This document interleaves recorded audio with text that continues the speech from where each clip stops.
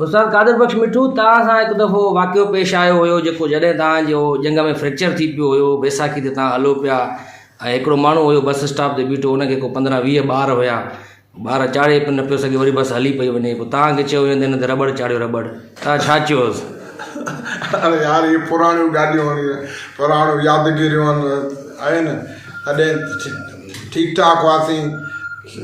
नौजवान हुआसीं कंदा हुआसीं सुई केस में हुआसीं मुलाज़िम हूंदा हुआसीं जोड़ीदार असांजा हूंदा पोइ उते जॾहिं मेस में हूंदा 150 रुपया ॾियणा पवंदा मेस जो जेको बोर्ची हो जॾहिं हफ़्ते में हिकिड़े दफ़ा कुकुड़ रधबी 1978 तो हफ़्ते में हिकिड़े दफ़ा कुकुड़ चाढ़ींदा सो मूंखे वरी कुकुड़ वाली गिरी बि ॾिनई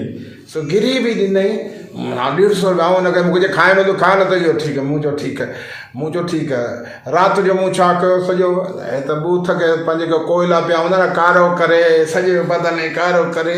ईअं करे त अच्छा चुन पियो लीका कढी वञे बोरची ईअं करे ई छॾे ईअं करे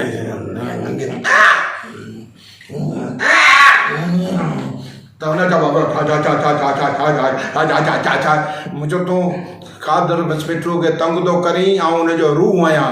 तूं हुनखे गिरे बि थो ॾी बूटियूं नथो ॾी 150 रुपया महीनो त हू बि ॾे इन करे मुंहिंजो न मां कोन छॾे उनजो भाइटियो वरी हिन पासे सुतो पियो उन जे ॾिठो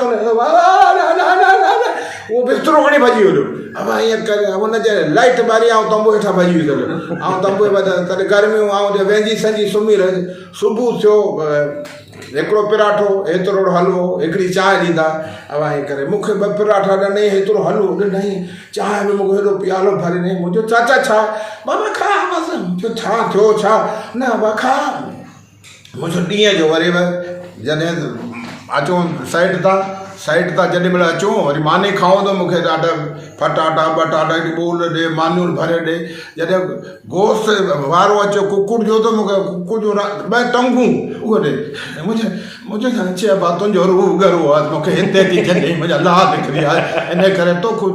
फ़क़ीर माण्हू जेको वणे थो खा तोखां पैसा कोन थो वठां त तूं पंहिंजे रूह खे जल मूंखे राति जो तंग थो करे कईसीं मश्कियूं भोग कयासीं।